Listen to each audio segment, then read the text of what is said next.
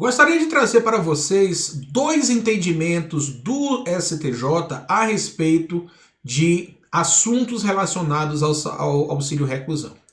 Nós vimos anteriormente que o cálculo da renda mensal do segurado para que ele seja considerado de baixa renda e possa deixar o auxílio reclusão para os seus dependentes é feito a partir da média aritmética das 12 últimas contribuições, ou melhor, dos 12 últimos salários de contribuição aferidos nos 12 meses anteriores à reclusão. E dissemos também para vocês no bloco anterior que esta forma de aferir se o segurado é ou não de baixa renda por meio da média, ela veio a partir da MP 871, transformada na Lei 13.846. Então, a partir de 18 de janeiro de 2019, é que se utiliza esta forma de cálculo da média das 12 últimas contribuições, beleza? No âmbito administrativo, antes desta previsão legal, também informamos para vocês que caso o segurado não tivesse uma renda no mês da reclusão, o INSS ia buscar o último salário de contribuição que ele tivesse, ia verificar se esse último salário de contribuição estava dentro do limite estabelecido na portaria do ano, né, em que aquele último salário de contribuição se referisse. Porém, nós já tivemos uma decisão no âmbito do STJ em sede de repetitivo, no sentido que nesses casos, o que deveria ser considerado não era a busca do último salário de contribuição. Se naquele mês da reclusão o segurado não tivesse salário de contribuição, era considerado então como salário de contribuição renda zero, portanto ele estaria enquadrado como segurado de baixa renda e seria devido o benefício. Só que houve uma revisão, né, deste tema, justamente para esclarecer as situações por conta desta mudança legislativa. Então nós temos aqui o STJ, né, no tema 896, esclarecendo o seguinte, né? O STJ, analisando o recurso especial representativo da controvérsia sob ritmo do artigo 543C do CPC 73, definiu o tema 896 com a seguinte resolução.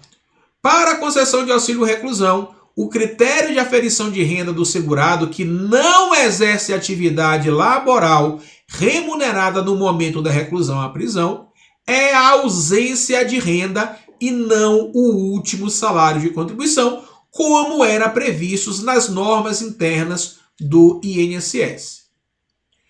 Por último, o plenário do Supremo Tribunal Federal, examinando o tema 1017, estabeleceu posteriormente as decisões antes referidas, que é infraconstitucional, a ela se aplicando os efeitos da ausência de repercussão geral, a controvérsia sobre os critérios legais de aferição da renda do segurado para fins de percepção do benefício do auxílio reclusão.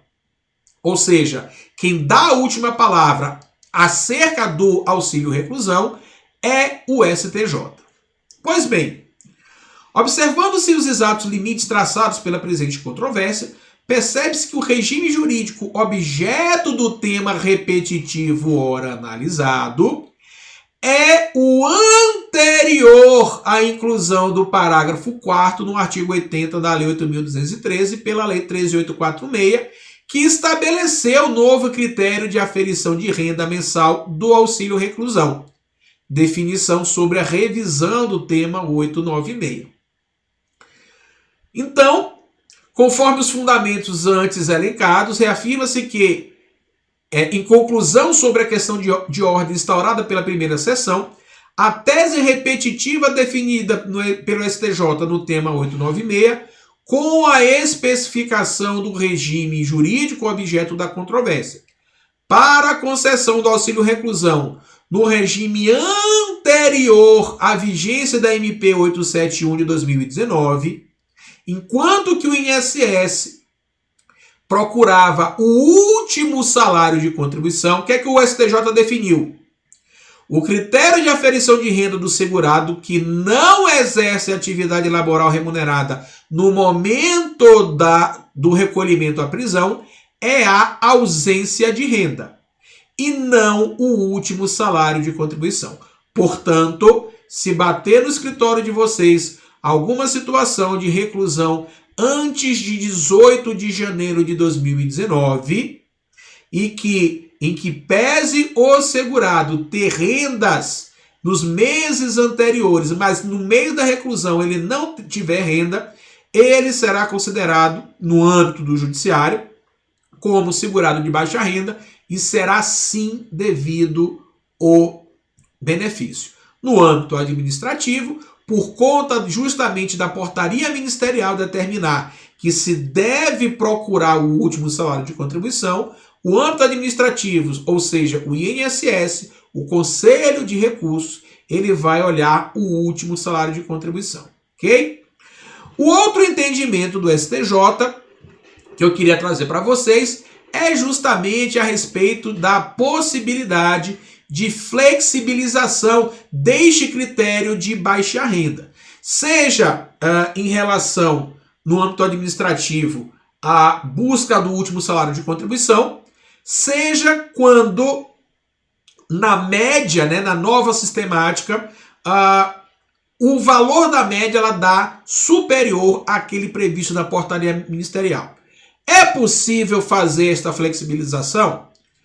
Este tema foi julgado pelo STJ lá em 2014 e o entendimento foi no seguinte sentido: a semelhança do entendimento firmado por esta Corte no julgamento do recurso especial número tal, representativo da controvérsia, onde se reconheceu a possibilidade de flexibilização do critério econômico definido legalmente para a concessão do BPC, previsto na LOAS, é possível a concessão do auxílio reclusão quando o caso concreto revela a necessidade de proteção social, permitindo ao julgador a flexibilização do critério econômico para deferimento do benefício, ainda que o salário de contribuição do segurado supere o valor legalmente fixado como critério de baixa renda. Nos casos dos autos, o limite de renda fixado pela portaria interministerial, vigente no momento da reclusão da segurada, para definir o segurado de baixa renda, era de R$ 710,08, ao passo que, de acordo com os registros do CNIS, a renda mensal da segurada era R$ 720,90, superior àquele limite, ou seja, ultrapassou R$ 10,82. O STJ, em uma decisão que não é caso de recurso repetitivo, tem este precedente, entendeu pela possibilidade de flexibilização do critério de baixa renda. Porém, pessoal, esta temática ela ainda deve ser objeto de outra decisão, uma vez que foi afetado o tema 1162 do STJ em 1º de setembro de 2022, que trata justamente dessa questão. Definir se é possível flexibilizar o critério econômico para deferimento do benefício de auxílio reclusão, ainda que o salário de contribuição do segurado supere o valor legalmente fixado como critério de baixa renda. Então, vamos aí aguardar a definição do STJ, neste caso em definitivo, mesmo porque, como nós já vimos anteriormente, que o Supremo Tribunal Federal já disse que as questões relativas ao auxílio reclusão, elas não têm repercussão geral, portanto o STJ é quem dá a última palavra e vamos então aguardar para ver se vai ser uma decisão no mesmo sentido da decisão de 2014 ou se o entendimento da Corte vai sofrer alterações. Com isso, fechamos auxílio reclusão e vamos falar de outro benefício que também é devido, como nós já vimos também, aos dependentes dos segurados de baixa renda. Aí vocês podem observar aqui do lado, né, a fundamentação legal, também na Constituição, na Lei 8.213, no Decreto 3.048, na IN 128, na Portaria 991, também de leitura obrigatória, para que vocês tenham um conhecimento aprofundado, apesar dele ser um benefício relativamente simples, fácil, não há muita controvérsia acerca do salário família. E tem direito apenas o empregado doméstico e o trabalhador avulso com salário de contribuição inferior, né, ao determinado pela portaria, que é o mesmo valor para que o segurado deixe o auxílio reclusão para os seus dependentes, que em 2022 é de R$ 1.655,98. E é devido na proporção do respectivo número de filhos ou de enteados e menores tutelados, neste caso, desde que comprovada a dependência econômica dos dois últimos. Quanto que é o valor do salário família? É este vultoso valor em 2022 de R$ 56,47 por filho ou equiparado, apenas o enteado e o menor tutelado, desde que comprovada a dependência econômica dos dois últimos até 14 anos de idade, ou se forem inválidos acima de 14 anos de idade, enquanto permanecer a invalidez. E aqui, pessoal, se aplica a mesma tese, tá, que a gente viu em relação à questão do menor sob guarda, né? Como nós já vimos, tanto o Supremo Tribunal Federal quanto o STJ já decidiram que o menor sob guarda é dependente previdenciário, sim. Então, se tiver um menor sob guarda menor de 14 anos, também é devido o valor da cota do salário família, se os pais, empregado doméstico avulso, receberem até R$ 1.655,98 no ano de 2022. Também, como nós já falamos, esse valor será reajustado em janeiro de cada ano, de acordo com a portaria ministerial, que vai reajustar não apenas o valor da cota, como o limite de salário de contribuição considerado para aquele segurado de baixa renda. No caso da invalidez, quem vai atestar essa existência será a Perícia Médica Federal. E nos meses de afastamento do trabalho, ainda que trabalhando dias proporcionais, o salário família ele vai ser pago integralmente pela empresa, pelo empregador doméstico, ou no caso do avulso, pelo órgão gestor de mão de obra ou pelo sindicato. E nos casos em que o benefício for pago pelo INSS, na data da cessação do benefício. E como que isso é feito? No caso do empregado e do empregado doméstico, ele vai receber da empresa ou do empregador doméstico junto com o seu salário. Se o salário não for mensal, for semanal, for quinzenal, o salário família vai ser pago com a última parcela relativa àquele mês de pagamento. E no caso das cotas que são pagas pelos empregados e pelos empregadores domésticos, pelo órgão gestor de mão de obra ou pelo sindicato, no caso do avulso, todas essas cotas elas são abatidas quando estes vão fazer a sua contribuição patronal previdenciária. Então, aquilo que foi pago a título de adiantamento, vamos dizer assim, de salário família, quando a empresa, o órgão gestor de mão de obra, o sindicato ou o empregador doméstico for fazer a sua contribuição patronal à Previdência Social, esses valores serão deduzidos. No caso do trabalhador avulso, ele vai receber este valor integral da cota, independente da quantidade de dias trabalhados no mês, uma vez tendo em vista a sua particularidade na prestação do seu serviço. E quando o pai e a mãe são segurados, né, que têm direito ao recebimento, ou seja, empregados e empregados domésticos ou avulsos que recebem até o limite da remuneração para serem considerados de baixa renda, ambos receberão a cota.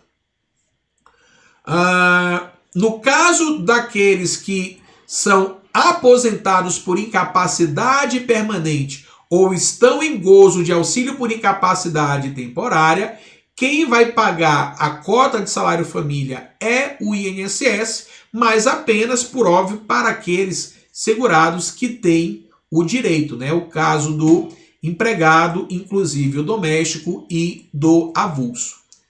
No caso do trabalhador rural aposentado, né? 60 anos homem, 55 mulher, vai ser pago juntamente com a aposentadoria.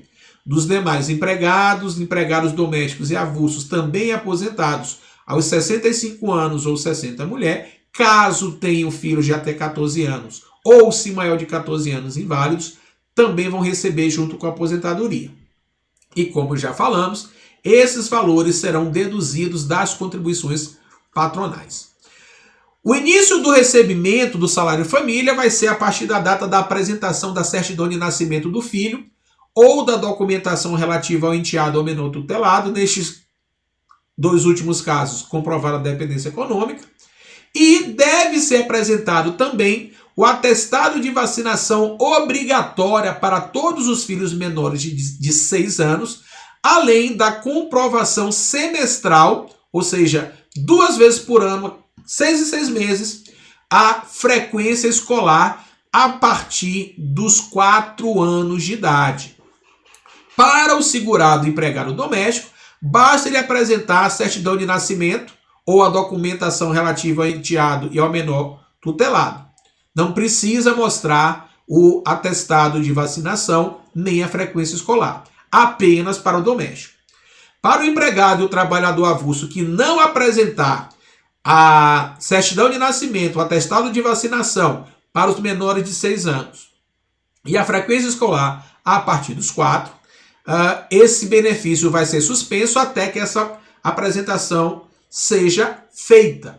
Não vai ser devido o valor da cota neste período em que não houve a apresentação da documentação, salvo se comprovada, no caso dos dependentes a partir dos 4 anos, a frequência escolar regular no período. Tá? E essa comprovação vai ser feita por um documento expedido pela escola, em nome do aluno, constando lá a frequência escolar, ou um atestado que comprove essa regularidade da matrícula e a frequência escolar do aluno.